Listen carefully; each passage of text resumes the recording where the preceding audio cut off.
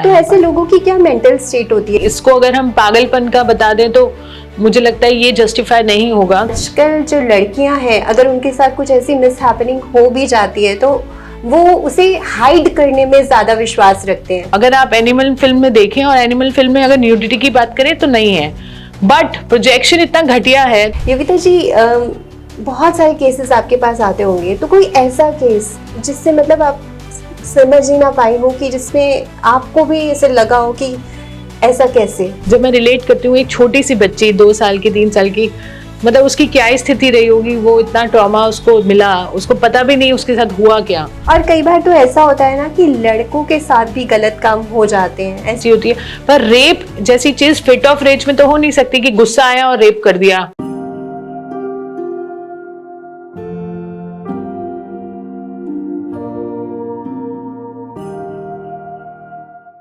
आज का पॉडकास्ट बहुत ही इम्पॉर्टेंट है, इंटेंस है और बहुत ही सेंसिटिव टॉपिक पे होने वाला है, क्योंकि आज हम बात करने वाले हैं रेप विक्टिम्स के बारे में, उनके चैलेंजेस के बारे में, उनके सर्वाइवर के बारे में, और बात करेंगे कि किस तरह से बॉलीवुड इंडस्ट्री इन्फ्लुएंस करती है, इम्पैक्ट करती है इन सब चीज़ों को, और बात करेंगे पॉलिटिकल प्रेशर किस तरह से दिया जाता है, और बहुत सारी ऐसी चीज़ें जो लीगल सिस्टम में आज भी हैं और उन पे चेंजेस लाने ज़रूरी हैं। इन सब बातों पे कॉन्वर्सेशन होनी इसलिए ज़रूरी है क्योंकि सोसाइटी को अगर चेंज करना है, ट्रांसफॉर्म करना है, तो इन सब बातों पे बात करना ज़रूरी है, अवेयरनेस लाना ज़रूरी है। और इसके लिए आज हमने अपने गेस्ट को बुलाया जो कि बहुत स्पेशल हैं, क्योंकि उन्होंने एक एक्टिविस्ट की तरह, एक रियल हीरो की तरह इस पर काम किया है और निरंतर बनी हुई हैं, डटी हुई हैं फ्रंट पर। तो आइए मिलवाती हूँ आपको आज हमारी स्पेशल गेस्ट योगिता भयाना जी से, जो कि रेप एक्टिविस्ट है और साथ ही फाउंडर है परी की। तो आइए बात करते हैं उनसे। Yogita ji, very warm welcome in our podcast. Thank you Pooja ji, thank you for inviting me. Yogita ji, हमने इतने टाइम से देखा बहुत सारी चीज़ें हो रही हैं, और हाल ही में जब मैंने फिगर्स टेकआउट की कि रेप केसेस कितने ज़्यादा बढ़ते जा रहे हैं और कंडीशन वर्स होती जा रही है, डिटोरिएट होती जा रही है डे बाय डे, क्योंकि निर्भया को हमारे 12 इयर्स हो गए, लेकिन आज भी हमने कोलकाता वाला केस देखा जो कि बहुत ज़्यादा ही वर्स था। 80 to 90 और ऑलमोस्ट 100 पर डे मैंने देखा, ये फिगर्स निकली हैं कि पर डे में इतने रेप केसेस आते हैं। तो आप क्या कहना चाहोगे इस पे? देखिए, जो आपने अभी फिगर बताई, पर डे 10 to 12 केसेस आते हैं, ये फिगर इससे भी ज़्यादा भयानक है। और 10-12 नहीं, हज़ारों में केसेस होते हैं पर डे। बट रिपोर्ट जो केसेस होते हैं, उनकी अगर आंकड़ों की बात की जाए, वो भी बहुत ज़्यादा हैं। रिपोर्ट वो केसेस होते हैं जहां एक महिला 4 दीवारी से निकलकर हिम्मत जुटाती है, पुलिस स्टेशन जाती है, पुलिस स्टेशन में जद्दोजहद होती है, बहुत ज़्यादा मतलब उनको एंटरटेन नहीं किया जाता है, बहुत संघर्ष के बाद एफआईआर होती है। जो वो एफआईआर कन्वर्ट होती है, वो आप केसेस की बात करें। अब थोड़ा इसको बैकवर्ड लेके देखिए कि बहुत सारे केसेस ऐसे 4 दीवारी में होते हैं, जो 90% केसेस ऐसे हैं जो कि कभी बाहर आते ही नहीं, और बाहर आ जाए अगर 10 to 12% केसेस, उसमें से एफआईआर कन्वर्ट होती है कम से कम 60 to 70% केसेस की एफआईआर नहीं होती है, वो वहीं से डिस्करेज कर दी जाते हैं। तो जो हम आंकड़े बता रहे हैं वो टिप ऑफ द आइसबर्ग, कहते हैं ना, एक टिप ऑफ द आइसबर्ग वो है, और वो ही इतने भयानक हैं। वही इतने भयानक है, तो आप सोचिए, हाँ, तो वो कितना ज्यादा होगा। तो इसके पीछे क्या एग्जैक्ट रीजन आपको लगता है, जो बहुत बड़ा रीजन है? एक रीजन नहीं है पूजा जी, यहाँ पर बहुत सारे रीजंस हैं और बहुत सारे कॉम्प्लिकेशंस हैं, बहुत सारा कॉम्प्लेक्स सिचुएशन जो हमारे एक देश का है, एक समाज का है, सिस्टम का है, और इमोशनल बहुत सारी चीजें हैं। पहला जो फर्स्ट थिंग है एक लड़की के लिए, बोलना, बताना, अपनी व्यथा को बताना। पहले तो वो अपने आप से लड़ाई करती है, क्या मैं ये बता दूं, क्या मैं ये रिपोर्ट करूं, या मैं किसी से शेयर करूं। वो अपने आप में सबसे बड़ी लड़ाई है ना। पहला पड़ाव उसने पार किया। क्योंकि फैमिली प्रेशर इतना होता है कि वो सोसाइटी में बोलने ही नहीं देते। फैमिली प्रेशर से ज्यादा वो प्रेशर वाला दूसरा वो होगा। पहला उसको ये है कि उसकी अपब्रिंगिंग कैसी है, क्या उसको सहना सिखाया गया है या बोलना सिखाया गया है। और अगर उसको सहना सिखाया गया तो वो नहीं बोलेगी, और उसको बोलना सिखाया गया तब भी वो लड़ाई लड़ेगी कि हाँ ये मैं बोल दूं क्योंकि इसके रेपरकशंस क्या होंगे, क्योंकि 80 to 90% केसेस घर के लोग ही करते हैं, घर के, तो वो मान लो मामा ने किया, चाचा ने किया, मतलब क्या वो बोल पाएगी? क्या वो समाज उसको एक्सेप्ट करेगा? वो लड़ाई करते हुए अगर वो मतलब वो अपने अंदर द्वंद्व में चलती है और उसके बाद जब वो बता देती है, हम वो सड़क की केसेस की बात नहीं कर रहे जो ये तो ब्रूटल है, ये तो बिल्कुल जो बहुत वास्ट है उनकी बात करें। ब्रूटैलिटी वाले तो क्योंकि बाय डिफॉल्ट रिपोर्ट होने पड़ते हैं क्योंकि वो मेडिकल केसेस हैं, इतनी एट्रोसिटी है कि ना करते हुए भी आप उसमें सोचेंगे क्या जब वो she is bleeding to death, तो उसमें कोई चॉइस ही नहीं है, है ना? तो वहां तो द्वंद नहीं है, वो तो द्वंद खत्म है क्योंकि एविडेंटली वो सामने आ ही जाते हैं। अब रही बात ये जो कांस्टेंट रेप होते हैं, जो घर में लगातार होते हैं, अब उनकी बात की जाए तो सबसे बड़ा द्वंद तो यहाँ पर है। तो पहले तो बताने का द्वंद है, फिर बता दिया तो घर वालों की सहमति, उनकी सपोर्ट, उनकी बैकिंग, वो दूसरा पड़ाव पार करके पुलिस स्टेशन तक गया। पुलिस स्टेशन में फिर डिस्करेजमेंट नहीं होना चाहिए, खिलाना पिलाना, रिश्वतखोरी, ये वो दबाने का प्रयास, सिस्टम का प्रेशर, थर्ड स्टेज। अब वो थर्ड स्टेज तक पार करके किसी तरह से लीगल चला गया। अब कोर्ट कचहरी में कितने धक्के हैं, सालों के धक्के, 1 साल 2 साल 3 साल की बात नहीं है, यहाँ सालों की लड़ाई है। तो वो क्या करेगा इंसान? आप मुझे बताओ किस तरह से उसका करेज बढ़ेगा? तो ये जो आपने पूछा कि क्यों बढ़ रहे हैं या क्यों नहीं रुक रहे हैं, तो ये रीजन है उसके। तो उसको पता है कि एक पड़ाव से दूसरे पड़ाव से तीसरे पड़ाव तक, चौथे पड़ाव जो इतना लंबा पड़ाव है, जो लड़ाई है कानूनी, उसको कौन लांगेगा बताइए? और वो शुरू भी कर दी तो वो वहां पर भी डिस्करेजमेंट इतने हैं, वहां कोर्ट में आपसे 10 बार एक ही सवाल पूछा जाता है, फिर विटनेसेस लाए जाते हैं, प्रूफ करो, ये करो, वो करो।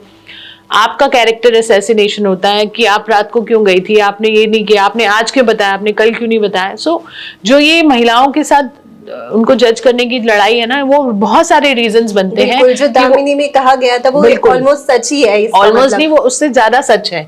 मतलब मैं हैरान हूँ, उस डायरेक्टर को एक अपलॉड देना चाहिए हमें कि उसने वो चीज को एग्जैक्टली ऐसे ही निकाल के दिया, और जो हम आज भी झेल रहे हैं। और उन्होंने आज से 25 साल पहले वो फिल्म बनाई, 25 साल पहले भी वही सिचुएशन थी और आज भी वही सिचुएशन, उल्टा खराब ही हुई है, खराब ही होती जा रही है। क्योंकि अब तो इतना ब्रुटैलिटी से इतना ज्यादा गलत, मतलब रेप केसेस तो एक नॉर्मल वर्ड था, वो ही रह गया है। अभी तो मर्डर्स हो रहे हैं उसकी बेसिस पर। ब्रुटैलिटी कितनी ज्यादा, मतलब हैवानियत एक सही शब्द है, मुझे लगेगा कि वो यहाँ पर यूज होना चाहिए कि इस तरह से किया जा रहा है और इतने ज्यादा लेवल पे भी हो रहा है कि उसे कैसे डील किया जाए ये समझ ही नहीं आ रहा आज के टाइम पे। बिल्कुल बिल्कुल, हैवानियत ही एक ऐसा शब्द है जो उसको जस्टिफाई करेगा, या उससे भी कोई ऐसा शब्द है वही प्रयोग हो सकता है। तो ऐसे लोगों की क्या मेंटल स्टेट होती है? क्या उन्हें समझ नहीं आ रहा होता? क्या अर्ज होती है इस तरह से? या फिर आजकल तो ये भी कहते हैं ना कि लड़की ही शायद शॉर्ट ड्रेसेस में थी या इस तरह से प्रोवोक कर रही थी या बाहर से आ रही थी, तो इस वजह से हो गया जो चीजें दी जाती हैं। देखिए, मैं इस चीज पे क्या ही बोलूं कि इसको अगर हम पागलपन का बता दें तो मुझे लगता है ये जस्टिफाई नहीं होगा, क्योंकि ये एक क्राइम है और ऐसा क्राइम है जो सोचा समझा क्राइम है। देखिए, जब आप मर्डर की बात करते हैं, कहते हैं फिट ऑफ रेज में हुआ, गुस्सा आया और उसने उसकी हत्या कर दी, जस्टिफाई नहीं कर सकते हम उसको भी, उसकी भी सजा होती है, उम्र कैद होती है, फांसी होती है। पर रेप जैसी चीज फिट ऑफ रेज में तो हो नहीं सकती कि गुस्सा आया और रेप कर दिया, है ना? तो वो एक जस्टिफिकेशन नहीं है कि आपको एकदम मतलब सेक्सुअल अर्ज हुई और आपने किसी भी बच्ची के साथ बलात्कार किया, ब्रूटैलिटी कर दी, आंखें निकाल दी, you know all those things which we hear, इतनी ब्रूटैलिटी कर दी। इस चीज का जस्टिफिकेशन नहीं है कि वो मेंटल सिकनेस है। मेंटल सिकनेस कहकर हम उसे छोटा कर देते हैं। मेंटल सिकनेस तो फिर कोर्ट में कहते हैं कि अगर मेंटल है तो या उनका अनस्टेबल है तो वो जस्टिफाई होता है कि भाई बेनिफिट ऑफ डाउट दिया कि उनकी मानसिक स्थिति ऐसी थी। पर जिस तरह के नंबर्स आते हैं और जिस तरह से बच्चों को अपना शिकार बनाया जा रहा है, मुझे लगता है उसको ये देखना चाहिए कि उस इंसान की सोच कैसी है, वो कौन सी सोच का इंसान है वो, और वो हमारे इर्द गिर्द है। ऐसा तो है नहीं कि वो हर तीसरा बच्चा अब्यूज हो रहा है, इसका मतलब हर तीसरा इंसान उसको अब्यूज कर रहा है। तो हर तीसरा इंसान मेंटल तो नहीं है, या उसकी दिमागी हालत सही है ना? बिल्कुल, क्योंकि वो दिन के काम कर रहे हैं। आप जितने भी केसेस उठा के देख लें, वो रोजगार करते हैं, काम पे जाते हैं, बड़े बड़े घरों से होते हैं कई बार। तो ऐसा तो नहीं है कि मानसिक स्थिति खराब है, बट ऐसी क्या सोचा, वो सोचते हैं कि ये कर भी देंगे और बच भी जाएंगे और हमको कोई कुछ कह भी नहीं पाएगा, तो वो मतलब एक encouragement। हाँ, लीगल सिस्टम की वजह से ये ज्यादा इनकरेजमेंट इनको मिलता जा रहा है, और जिसकी वजह से जी, लीगल की वजह से और सोशली एक्सेप्टेंस जो नॉर्मलाइज हो चुका था कि लड़कियों का शोषण करेंगे और नॉर्मल है, वो बोलेगी नहीं, वो तो बेजुबान की तरह चुप रह जाएगी। फिर ये जो एक सोच है ना कि वो बेचारी है, वो भी एक रीजन है। और ऐसे जो लोग होते हैं जो इस तरह से करते हैं, उसके बाद भी ये लगातार करते रहते हैं क्या? जी, अगर एक बार नहीं समझ पकड़े गए तो वो एनकरेजमेंट बढ़ता है, उनका मोटिवेशन बढ़ता है, तो फिर वो सोचते हैं एक बार मैं नहीं पकड़ा गया, उसने कुछ नहीं बोला, तो एक बलात्कारी रिपीटेड ऑफेंस करता है, क्योंकि उनको एक ये देखा गया पैटर्न देखा, रिपीट ऑफेंडर्स बहुत होते हैं इस केस में, अगर वो पकड़ा ना जाए तो वो बार बार करता है। और जो हाई लेवल के केसेस होते हैं, जो हायर उसमें होते हैं, उनमें तो वैसे ही इतना प्रेशर होता होगा कि वैसे ही छूट जाते होंगे। जी बिल्कुल, पैसा वर्क करता है, आपको पता है, इन्फ्लुएंस वर्क करता है, पावर वर्क करती है। हमारे देश में हमारे कानूनी व्यवस्था इतनी लचर है और इतनी कमजोर है, और इतने लोगों की मोरालिटी इतनी लो है, राइटिस्टिस नहीं है, तो यहाँ पर कोई भी बिक सकता है। आई एम सॉरी टू से, बट मैं सच्चाई बता रही हूँ, यहाँ पर आप किस सिस्टम को आराम से मैनिपुलेट कर सकते हो। तो ऐसा कोई केस आपके सामने बहुत सारे केसेस हैं हमारे सामने जहाँ विटनेस को दबाव बना दिया गया हो, या पुलिस को सेटल कर लिया गया हो, या कोर्ट में कचहरी में सेटलमेंट हो गया हो, तो बहुत सारे केसेस हैं। जब वो स्टेज, जब विटनेस खुद ही नहीं इस चीज में आगे बढ़ता है या उसके ऊपर प्रेशर होता है, तो उसको कैसे आप डील करते हैं? बड़ा मुश्किल है, क्योंकि वो इकलौता एक सहारा है जिसके ऊपर इर्द गिर्द केस है पूरा, but at the same time हमारे परिप्रेक्ष्य में देखा जाए तो ज्यादातर गरीब बच्चों और बच्चियों के साथ या महिलाओं के साथ ऐसे अत्याचार होते हैं, तो उन्हें किसी ना किसी तरह से प्रेशर दिया जाता है, पावर का प्रेशर दिया जाता है, उनके लिए तो बोलने वाला भी कोई नहीं है। इसीलिए हमारी जैसी संस्थाओं का बहुत रोल है यहाँ पर कि उनको करेजमेंट मिला जाए। एक तो उनको डिस्करेज किया जाता है और उनको पैसे से सेटल करने की कोशिश की जाती है, या प्रेशर से या इंटिमिडेट किया जाता है, डराया जाता है, धमकाया जाता है। बहुत सारे फैक्टर्स हैं और अनफॉर्चुनेटली ये सच्चाई है। छोटे छोटे बच्चों के साथ भी मैंने अभी हाल ही में पढ़ा था, 2.5 साल के बच्चे के साथ पीरियड में जो हुआ, और इस तरह के केसेस आते रहते हैं बहुत ज्यादा छोटे बच्चों के केसेस हमारे पास बहुत आते हैं, लगातार आते हैं। हत्या कर देना, बच्चों का बलात्कार कर देना, ये बहुत नॉर्मलाइज हो चुका है। और मुझे लगता है कि इम्यूनिटी इतनी बढ़ चुकी है हमारे समाज की कि हम लोग अभी भी बात करेंगे और किसी बच्चे का शोषण हो रहा होगा, बट क्या सब दुनिया वैसी की वैसी चल रही है, बट कोई ध्यान किसी का वहां तक नहीं जा पा रहा है। अनफॉर्चुनेट है, बट ये सच्चाई है। फिर आपको क्या लगता है कि मतलब इसका इन्फ्लुएंस कहाँ से आ रहा है? क्योंकि एज अ कोच मैं देखती हूँ कि हमारा एक हिप्नोटिक इफेक्ट होता है। जब भी हम कोई चीज़ देखते हैं, जैसे इन्वायरमेंट में हम रहते हैं, तो वही चीज़ें हम एब्जॉर्ब करते हैं। तो हमारा इन्फ्लुएंस क्या वो बॉलीवुड से आ रहा है, या फिर हम ऐसी चीज़ें क्या दिखा रहे हैं, क्या प्रोजेक्शन है हमारी सोसाइटी का, जिसकी वजह से ये इतना ज़्यादा इन्फ्लुएंस हो गया है कि लोग इतनी आउटरेज हो जाते हैं कि इतना सब कुछ इतना गलत कर बैठते हैं?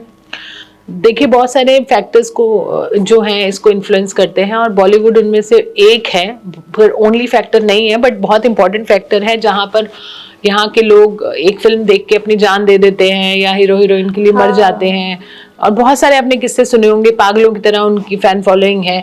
तो कहीं ना कहीं इन्फ्लुएंस तो है ही, और अगर वही हीरो कुछ कर रहा है तो उसको कॉपी करना लाजमी है, और वो हम सालों से देखते आ रहे हैं। हम भी बचपन में जब मतलब होता था सेम माधुरी दीक्षित की तरह लहंगा बनवाना और ऑल दैट, तो कहीं ना कहीं आपका हीरो जो है आपको बहुत इन्फ्लुएंस करता है, स्पेशली बॉलीवुड के परिप्रेक्ष्य में। हम लोग तो उनको जीते हैं, हम बॉलीवुड को जीते हैं, तो we really have to be very responsible कि वो क्या परोस रहे हैं और हम क्या ले रहे हैं उनसे, और किस तरह का मतलब वो हमें हर तरह का सामान बेच रहे हैं। और अनफॉर्चुनेटली हमारी जनता इन्फ्लुएंस में आकर उनको फॉलो भी करती है, और चाहे वो गलत हो चाहे वो ठीक हो, मतलब ठीक की चीज को तो पता नहीं, वो ठीक चीज दिखाई बहुत कम है। आज तक मैं नहीं बोल सकती, जैसे अभी हमने दामिनी पिक्चर की बात की, बहुत सेंसिटिव, बहुत मुद्दे की बात की, बट कितने आप गिन लोगे, गिन के भी नाम नहीं ले पाएंगे। ऐसी कुछ ही फिल्में बनी हैं जो अच्छा काम कर पाई हो और किसी कोई अच्छा संदेश दे पाई हो। 3 इडियट्स है, तारे जमीन पर हैं, ऐसी बहुत सारी फिल्में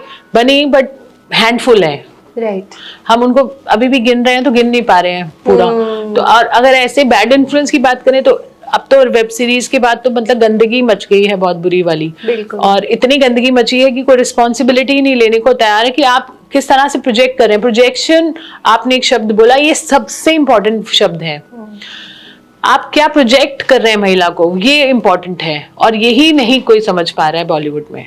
ये बहुत अनफॉर्चुनेट है। सिर्फ पैसा बनाने की होड़ में कुछ भी परोस रहे हैं, ये नहीं देख रहे कि उसका इफेक्ट, रिपल इफेक्ट, उसका आगे जनता पर क्या इन्फ्लुएंस होने वाला है, वो नहीं देखते हैं। और सबसे बड़ी बात कि जनता उसे मतलब उसको मजे लेकर देख रही है। मुझे तो इस बात पर भी बहुत हैरानी होती है। मजे मतलब वो उसको कॉपी करने लगते हैं, अप्रिशिएट कर रहे हैं और कॉपी करने लगते हैं। और फिल्म फेयर में भी ऐसी एनिमल जैसी फिल्मों को अवार्ड दे दिया गया। मतलब शर्म की बात है कि इतनी घटिया फिल्म, और जिन्होंने मतलब इतना गंदा, मतलब कुछ, मतलब जरूरी नहीं है कि न्यूडिटी और ऑब्सिनिटी ही होती है। Projection is more important then nudity even, right. क्योंकि अगर राम तेरी गंगा मैली की बात की जाए, उन्होंने जो मैसेज दिया कितना अच्छा था। If you really look at it, कि वो गंगा वहां से निकली और कितना शोषण होता है एक महिला का, वो दिखाया उन्होंने।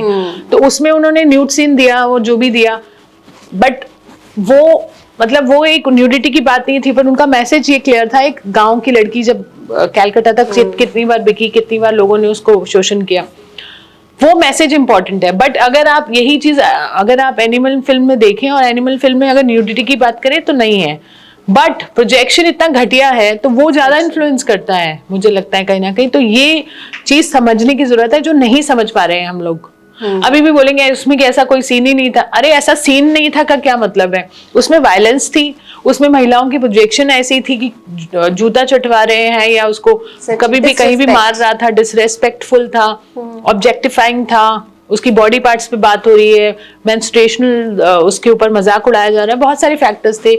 1000 से ज्यादा लोगों का उन्होंने मर्डर कर दिया उस फिल्म में। मतलब क्या ही है वो? तो वो इम्पोर्टेंट है। ये इम्पोर्टेंट नहीं है कि आपने एक न्यूड सीन दिखा दिया। वो मतलब किस उसमें दिखाया, कौन सी फिल्म थी वो, सत्यम शिवम सुंदरम, राइट। उसमें भी ये वो एक मैसेज महिला उत्पीड़न का दिखाया है। But at the same time मतलब आप वो ये सारा समझने की जरूरत है। वो आई थिंक जब तक नहीं समझेंगे चीजें नहीं बदलेंगे। तो मतलब बदलने के लिए एक मॉरल जो है, जो पहले एक बेसलाइन होती थी, वो कहीं ना कहीं अब मिस हो चुका है, जिसकी वजह से ये ज्यादा इम्पैक्ट हो रहा है। एब्सोल्युटली, वही रीजन है जी। तो इसके लिए मतलब हमें अपनी तरफ से अपने बच्चों में वो चीज़ें इनकलकेट करनी चाहिए। वो मॉरल कब से देना शुरू करना चाहिए, और स्कूल्स में, कॉलेजेस में कैसी चीज़ें होनी चाहिए जिसकी वजह से ये चेंजेस कुछ आ सके या कोई सॉल्यूशन मिल सके। एब्सोल्युटली। तो ये बहुत सारे फैक्टर्स हैं। एजुकेशन इज वन फैक्टर, क्योंकि स्कूल एक ऐसा इंस्टीट्यूशन है जहाँ बच्चा सबसे ज़्यादा समय बिताता है आफ्टर हिज हाउस और हर हाउस। तो पहला स्कूल है, फिर घर है, और फिर जहाँ खेलने जाता है वो माहौल कैसा है। तो स्कूल्स में और करिकुलम के थ्रू तो वो बहुत कुछ सीख रहा है। तो अगर करिकुलम जेंडर न्यूट्रल है या जेंडर सेंसिटिव है तो वो बहुत फर्क करेगा। और सेक्स एजुकेशन लिटरल सेंस में सेक्स एजुकेशन हो तो उस पर काम करने की बहुत ज़्यादा ज़रूरत है। उसको सिलेबस को चेंज करना पड़ेगा, जेंडर न्यूट्रल करना पड़ेगा। उसमें वो आप किताब अगर कभी देखिए बच्चों की, तो उसमें जेंडर रोल डिफाइन है कि मेरी मम्मी घर में खाना बना रही थी, पापा काम पर गए थे। तो क्योंकि वो हम किताब में यही पढ़ते हैं कि मम्मी का काम खाना बनाना है, पापा का कमाना है। अब वो मम्मी को देखता है, मम्मी कमाने गई, तो वो कंफ्यूज है कि किताब में तो लिखा है मम्मी घर पे रहेगी, पापा कमाएंगे। यहाँ उल्टा रिवर्स रोल को एक्सेप्ट ही नहीं करता। तो हमारी किताबें जो है वो भी बहुत ज्यादा जस्टिफाई करती हैं कि उन्होंने डिफाइन कर दिया है। तो वो सारा शुरू वहीं से होता है कि मेरी बहन तो घर में खिलौने से खेल रही है और मैं बाहर फुटबॉल खेल रहा हूँ। तो ये सारी चीजें ना बहुत ज्यादा डेप्थ में चेंज करने की जरूरत है। हमको पता ही नहीं, जाने जाने हमने भी वही पढ़ा और आपने भी यही पढ़ा, बट अनफॉर्चुनेटली हमारे बच्चे भी यही पढ़ रहे हैं और we are not trying to change things. तो यहाँ चेंज करने की वहां से जरूरत है। फिर घर में एक जेंडर न्यूट्रल माहौल देने की जरूरत है, बेटी बेटों को बराबर देखने की जरूरत है। और सिर्फ हम बेटी से ही पूछते हैं कहाँ जा रही हो, कितने बजे लौटोगी, बेटों को कोई नहीं पूछता। तो बहुत सारी छोटी छोटी चीजें। इसका रीजन भी तो यही है ना कहीं इतने सारे केसेस जब सुनने में आते हैं, सेफ्टी के कंसर्न में आ जाते हैं। वहां तक तो ठीक है, सेफ्टी के कंसर्न तक ठीक है कि आप कंसर्न हो, बट यहाँ पर कंट्रोलिंग फैक्टर भी है बेटियों के ऊपर। वो अलग, वो भी नहीं आप डिनाई। सोसाइटी ने शुरू से पेट्रियार्कल सोसाइटी है तो वो बना हुआ है। वो चीज की बात करें, वो खतरनाक है। सेफ्टी कंसर्न दिखाना as of now is not a bad like idea, क्योंकि जरूरत है। But at the same time आप कॉन्फिडेंस तो दे सकते हो। हाँ, फिर देन शादी के लिए दबाव और फिर शादी कर दी और चाहे वो सफर कर रही है उसको मतलब वहीं रखना, उसको बोलना कि वहीं रहो, जैसे भी रहो। So these are the things, वो सोसाइटी को भी चेंज करने की जरूरत है, एजुकेशन में चेंज आने की जरूरत है, हमारी माइंडसेट में चेंज आने की जरूरत है, और एक्सेप्टेंस इन सब चीज़ों की, और सपोर्ट सिस्टम की सरकार की तरफ से जरूरत है कि किस तरह से हम ऐसा इंफ्रास्ट्रक्चर प्रोवाइड करेंगे एक महिला निकल कर आए और अपनी व्यथा बताए, ताकि वो क्रिमिनल पकड़ा जाए और वो रिपीट ऑफेंडर ना बने। राइट। और उसको डेफिनेटली एक न्याय मिलना चाहिए लड़की को, और उस इंसान को, उस दरिंदे को और हैवान को, जिस तरह से हमने बोला, उसको सजा मिलनी चाहिए। पर आपको लगता है कि ये बदलाव आ सकेगा? देखिए, कोशिश तो करनी चाहिए, कोशिश करने वालों की हार नहीं होती। हमें लगता है आप और हम अगर इस बारे में बात करें तो कहीं ना कहीं उस शुरुआत में आप भी भागीदारी हैं, और हम तो कर ही रहे हैं काफ़ी सालों से इस पे प्रयास। और अभी मैंने 40 पेज की एक पूरी रिपोर्ट बनाई है जिसमें हमने जो जो बातें करी, जैसे एजुकेशन पे, सोसाइटी को क्या करना चाहिए, हमारे लीगली कहाँ लूप होल्स हैं, और आप बुक भी लिख रहे हैं? हाँ, मैं किताब भी लिख रही हूँ, और ये सारे डॉक्यूमेंट्स अगर इम्प्लीमेंट करने हैं तो हम सबको आवाज़ उठानी पड़ेगी। और आपके में भी चैनल के माध्यम से मैं ये भी बोलना चाहूँगी कि प्रमोटिंग दैट, और सरकारों को हमें आह्वान करना पड़ेगा कि ये करिए, नहीं तो हम आपको वोट नहीं देंगे, वोट की चोट करनी पड़ेगी। तो वो मैं एक तैयारी कर रही हूँ, which I share soon with you. अच्छा, कि ये डॉक्यूमेंट इम्प्लीमेंट करो, नहीं तो हम 2029 में वोट नहीं देंगे। कुछ ऐसा इम्पैक्टफुल क्रिएट करना, क्योंकि निर्भया के टाइम से ही थोड़ा चेंज आना शुरू हुआ था, तो आपको लगता है कि मीडिया की वजह से भी काफी कुछ चेंज आ सकता है, या कुछ हम कर सकते हैं? मीडिया का बहुत इंपॉर्टेंट रोल है, मीडिया का सबसे इंपॉर्टेंट रोल है, क्योंकि आज की डेट में सब कुछ सोशल मीडिया है। आप सब यूट्यूब पर सब लोग रील्स देखते रहते हैं। अगर वो कोई ऐसी रील्स देखें जिससे कुछ सीखने को मिल रहा है, समझने को मिल रहा है, कोई केसेस पता चल रहे हैं, हाईलाइट हो रहे हैं, सपोर्ट मिल रहा है, तो व्हाई नॉट।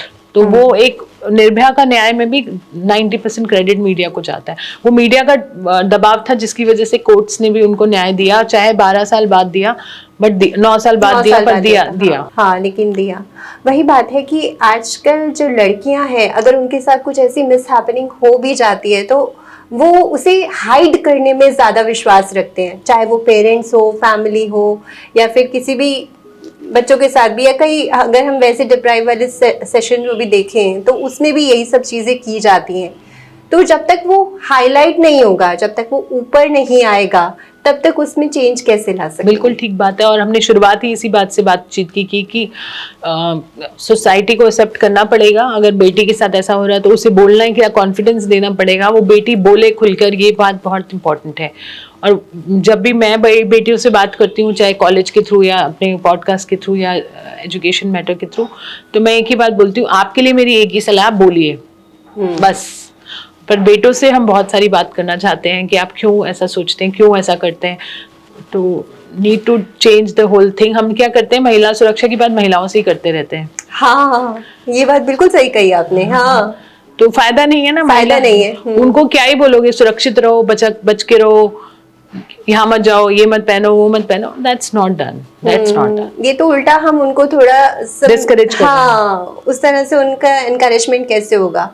तो लड़कों को, और आपकी वैसे जब भी आप इस तरह के रिफॉर्म्स वगैरह करती हैं तो वहां पर भी तो लड़के आते होंगे? जी जी, मेरे पास बहुत वॉलंटियर्स भी बॉयज हैं मोस्टली, और मेरे साथ फॉर्चुनेटली हमारे जो जमीनी स्तर पर काम करें वो भी बॉयज हैं। देखिए, ये फर्क है, जो हमसे जुड़ेंगे वो इस कॉज से जुड़े हैं तभी हमारे पास आए हैं, और वो भी काफी अच्छी संख्या है। तो ये बदलने, एक ये होप दिखती है कि बॉयज भी चाहते हैं कि ये चीजें बदलें, और बहुत अग्रेसिवली वो हमारे को सपोर्ट करते हैं। तो मैं परपटेटर्स वाले अगर हैं, हैवान हैं, तो कुछ अच्छे इंसान हैं, कुछ अच्छे, मतलब most of my volunteers are men and boys. तो ये एक साइन, सिल्वर लाइनिंग है। बिल्कुल, लड़कों में भी। और कई बार तो ऐसा होता है ना कि लड़कों के साथ भी गलत काम हो जाते हैं, ऐसे भी तो केसेस बहुत आते हैं हमारे पास, केसेस ऐसे भी केसेस बहुत सारे केसेस आते हैं। और कुछ फेक केसेस भी आते होंगे जहाँ पर लड़कियां गलत तरीके से, मतलब हम ये नहीं कह सकते ना कि लड़कियां ही सही हैं, तो कहीं पॉइंट ऑफ व्यू उनके तरीके से देखा जाए। जी, हमारे पास काफी केसेस आते हैं जहाँ पर पता है कि वो झूठ बोल रही है या केस डालना चाह रही है, ये वो।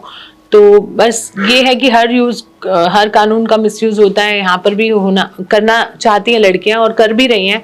तो उनको मैं बार बार यही संदेश देती हूँ कि झूठा केस डालने की अगर आप कोशिश भी करते हो तो ये इससे बड़ा कुछ गलत काम नहीं हो सकता, क्योंकि आप अपने ही पैर पे कुल्हाड़ी मार रहे हो, क्योंकि आप अपनी ही सिस्टरहुड को ब्रेक कर रहे हो, क्योंकि जहाँ पर आप इसको मिसयूज करें, वहाँ एक जेन्युइन केस सफर कर रहा है आपकी वजह से, क्योंकि लोगों का ट्रस्ट जाते जा रहा है। और आप जान के हैरान होंगी पूजा जी, जितना मिसयूज हो रहा है वो पढ़ी लिखी, जितनी पढ़ी लिखी महिलाएं वो मिसयूज करी हैं और कोई नहीं कर रहा है। जो जिन बेचारियों के लिए बना है, जो नहीं बोल पाती, वो तो इस्तेमाल भी नहीं कर पाते। और आपको लगता है कि जैसे जो पढ़े लिखे वाला एरिया है, जो टाउन एरिया है, वहाँ पर तो फिर भी थोड़ी स्टेबिलिटी है, लेकिन उसके अलावा जो दूसरी जगह है, जो छोटे तबके के लोग हैं या फील्ड एरियाज है, वहाँ पर ये सब चीज़ें ज़्यादा? देखिए ऐसा नहीं है कि शोषण और बलात्कार की ऐसी चीजें हैं जो चार दीवारी में ज्यादा होती हैं, तो इसलिए कुछ केसेस उस सोसाइटी के बाहर आ जाते हैं और उनकी वनरेबिलिटी भी हमसे ज्यादा होती है, क्योंकि कहीं ना कहीं हम प्रोटेक्टेड एनवायरनमेंट में फिर भी थोड़ा सा बेटर सिचुएशन में रहते हैं। वो लोग झुग्गी में रहते हैं, काम पे जाते हैं, बच्चों को छोड़ जाते हैं और एक छोटे कमरे में रहते हैं, पिटाई भी हो रही होती है महिला की, वहाँ बच्चा भी शोषण हो रहा होता है। तो वो एक फैक्टर जो है ना, social factors, social economic factors, वो वहाँ पर वर्क करते हैं, इसलिए वो ज्यादा वनरेबल है और उनका शोषण ज्यादा होता है और उनके साथ ऐसी घटनाएं ज्यादा होती हैं। उनके साथ बहुत सारे केसेस आपके पास आते होंगे, तो कोई ऐसा केस जिससे मतलब आप समझ ही ना पाई हो, कि जिसमें आपको भी ऐसे लगा हो कि ऐसा कैसे? देखिए ऐसा कोई भी केस हमारे पास आता है तो वो आपके दिल को तोड़ देता है, आपकी आत्मा को तोड़ देता है। क्योंकि जब मैं रिलेट करती हूँ, एक छोटी सी बच्ची 2 साल की 3 साल की, मतलब उसकी क्या स्थिति रही होगी, वो इतना ट्रॉमा उसको मिला, उसको पता भी नहीं उसके साथ हुआ क्या, है ना। तो ये हर केस ऐसा ही है कि दिल तोड़ देता है। बट जब छोटे बच्चों का आता है तो मेरा मन बहुत मतलब मैं खुद ही थोड़ा सा कहते हैं ना कि मैं ऐसे इतना लो फील करती हूँ, मैं देख ही नहीं पाती हूँ। पहले तो मैं खुद केसेस पे जाती थी, अब हमारी टीम वगैरह विजिट करते हैं, तो मतलब आप सोच नहीं सकते क्या हालत होती है जब हम हॉस्पिटल में जाते हैं, अब डेड बॉडीज बच्चियों की देखते हैं, तो मतलब बहुत ही ऐसी स्थिति होती है। तो ऐसा कहना कि एक में ऐसा दर्द हुआ दूसरे में नहीं, ऐसा वो उस चीज को, उनकी पीड़ा के ऊपर अन्याय होगा। बट मुझे कुछ कुछ केसेस में ये बहुत दुख लगता है कि अन्याय इतना ज्यादा है हमारे यहाँ। एक बच्ची जो बोल नहीं सकती थी, मूक है, बधिर है, ना सुन सकती है ना देख सकती है, 7-8 साल की बच्ची, उसका बलात्कार होता है और उसको जला दिया जाता है। वो अपनी पीड़ा बयान तक नहीं कर पाई और मर गई। ये भी नहीं पहचान मतलब बता पाई कि किसने किया, क्योंकि ना बोल पाई ना सुन पाई, तो उसको सिर्फ देख के बताना था, और जो आइडेंटिफाई किया बेनिफिट ऑफ डाउट में, वो क्रिमिनल भी छूट गया। अच्छा, आप सोचिए, मतलब इतना अन्याय है हमारे सिस्टम में। और कैसे कि क्योंकि वो उनका बयान नहीं हो पाया, क्योंकि वो बोल नहीं पाई, छोटी बच्ची, छोटे बच्चों के केसेस में ये बड़ी प्रॉब्लम है, क्योंकि तो क्रिमिनल्स छूट जाते हैं। हाँ, क्यों? क्योंकि छोटे बच्चे पहचान नहीं बता पाते, इसलिए बेनिफिट ऑफ डाउट हमारा यहाँ सिस्टम ये कहता है कि 10 आरोपी छूट जाएं पर एक इनोसेंट ना जाए। बट ये नहीं सोचते कि वो अगर बलात्कारी है तो बार बार वो बलात्कार करेगा। बिल्कुल। और एक बार मर्डर करने वाला सुधार हो जाता है अपने आप में, हो सकता है वो दोबारा मर्डर ना करे, है ना। बट एक बलात्कारी हमेशा बलात्कारी रहता है अगर वो पकड़ा ना जाए। तो ये जब छोटे बच्ची का मैं आपको बता रही हूँ, बहुत बुरा केस है और बहुत दुख होता है कि उसको न्याय ही नहीं मिला, और क्योंकि वो पकड़ा ही नहीं गया इंसान। फिर उसके बाद हम धरना प्रदर्शन कर रहे थे और उसमें पुलिस उसके माँ बाप को उठा के ले जाती है और आज तक वो जेल में है। माँ बाप उस बच्ची के माँ बाप को ले जाती है इंस्टेड ऑफ विक्टिम को करने की बजाय इस तरह से, क्योंकि वो पुलिस की कोई ईगो हर्ट हुई या क्या हुआ मुझे नहीं पता, वो आज तक जेल में है और हम लड़ रहे हैं कि उनको कैसे बाहर निकाला जाए। अच्छा, हमें केस भी क्लियर नहीं है, कभी कोई धारा बना देते हैं, कभी कुछ धारा बना देते हैं, क्योंकि हमने प्रोटेस्ट किए, काफी उजागर करने की कोशिश की। तो ये देखिए कितना मतलब क्या क्या हो रहा है हमारे देश में और हमें पता भी नहीं चलता। और वो जो जिसने बलात्कारी था वो आराम से घूम रहा है, तो वो तो किसी के साथ भी कभी भी कुछ भी कर सकता है। जो एक मूक बधिर बच्ची को जो बोल सुन नहीं सकती तो किसको छोड़ेगा। उसके बावजूद भी हमारा सिस्टम ऐसा है कि कुछ नहीं करता जी। कुछ स्कूल गोइंग बच्चे हैं आजकल जिन्हें इतनी समझ भी नहीं है, लेकिन वो उनके पास इजीली अवेलेबल है सब कुछ और वो देख रहे हैं ये सब चीज़ें, और उसके बाद वो कुछ ऐसे क्राइम कर देते हैं। तो ऐसे केसेस में आप कैसे डील करते हो? हमारे पास बहुत ऐसे केसेस आते हैं। आपके नोएडा से ही हमें एक बॉय का केस आया जिसकी इतनी मेजर सर्जरी हुई, उसका इंटेस्टाइन तक फट गया बेचारे का, और क्योंकि उसके स्कूल के बाकी साथियों ने उसके साथ गलत किया। अच्छा। और क्योंकि एज पर लॉ वो जेल में नहीं जा सकते क्योंकि वो भी माइनर्स हैं, है ना, और वो भी उसी के एज ग्रुप के हैं। तो बहुत ही वो सिचुएशन ऐसी कि रिफॉर्म होम में गए 1 महीना, कैसे डील की जाए ये समस्या कि सेक्स एजुकेशन की जो कमी है ना, वो आई थिंक वही है जो सेक्स एजुकेशन में वो पन्ना पलट देती हैं टीचर एम्बेरसमेंट के उसमें। Right. और या मेल टीचर तो बढ़ा ही नहीं पाते हैं। तो ये जब तक ये टैबू टूटेगा नहीं और उनको कोई बताने वाला नहीं होगा कि आप देख तो रहे हो ये जो फोन पे सब कुछ अवेलेबल है, बट मतलब they need to be taught and they need to be guided. I think ये नई चीज हम देख रहे हैं, ये जो सोशल मीडिया पे न्यूडिटी का बॉम्ब चल रहा है। राइट। और वो खाली न्यूडिटी का नहीं है, इट्स एट्रोसिटीज का चल रहा है। अगर आप वेब सीरीज में देखें कि किस तरह से दिखाते हैं कि मतलब ब्रूटैलिटी दिखा रहे हैं, सेक्सुअल ब्रूटैलिटी, वो एक बहुत गंदा मैसेज जा रहा है, बहुत उसकी वजह से रिपोर्टेशंस बढ़ रहे हैं। तो कहीं ना कहीं पेरेंट्स को भी एक मॉनिटर करने की जरूरत है। Eight the same time in पे भी कोई एक ऐसी बॉडी बिठानी पड़ेगी ओटीटी प्लेटफॉर्म्स पे या वेब सीरीज पे, वो भी होना पड़ेगा। और सेक्स एजुकेशन स्कूल्स में होनी चाहिए। और orientation when your child is growing adolescent जब हो जा रहे हैं तो बॉयज और गर्ल्स दोनों की ओरिएंटेशन माँ बाप को करनी पड़ेगी, सेक्सुअल ओरिएंटेशन। राइट। वो तो बहुत ज़रूरी है क्योंकि घर से ही, रूट लेवल से ही आप उनको समझाना बताना स्टार्ट करेंगे तभी उन्हें समझ में आएगा। एग्जैक्टली जी। और आप जैसे काम कर रही हैं, इतने सारे केसेस में आप इतने टाइम से हैं, तो आपकी हेल्पलाइन किस तरह से मदद करती है और आपकी क्या क्या चीज़ें हैं जो आप बताना चाहेंगी फॉर अवेयरनेस की? जी, हमारी हेल्पलाइन नंबर पे कॉल आती है और जो भी जिस तरह का भी जिस पड़ाव पर भी मदद चाहिए हो, जैसे पुलिस कंप्लेंट करानी है या लीगल हेल्प चाहिए या फाइनेंशियल हेल्प चाहिए, रिहैबिलिटेशन चाहिए, काउंसलिंग चाहिए, तो उस तरह से हमें पूछा जाता है तो हम उस तरह से हेल्प कर देते हैं जहाँ पे जो सी हेल्प उनको रिक्वायर्ड होती है। और कई बार वो हमसे ये भी सवाल पूछते हैं कि हाँ मेरे साथ ये हो रहा है पर मुझे किसी को बताना नहीं है, मैं सिर्फ शेयर करना चाह रही हूँ। तो आउटलेट भी है एक तरह से हमारा हेल्पलाइन नंबर। अब मैं डेडिकेटेड हेल्पलाइन नंबर भी लॉन्च कर रही हूँ।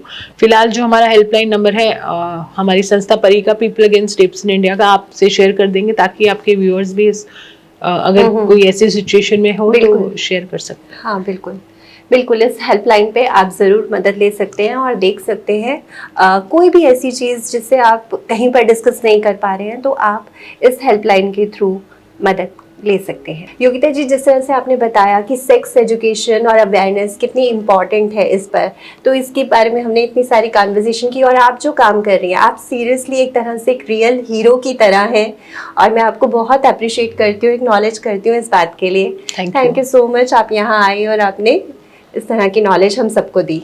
Thank you so much for आपने मुझे इनवाइट किया और इस तरह के सब्जेक्ट को आपने छुआ और आप चाहते हैं कि लोगों तक जाए। Thank you. Thank you.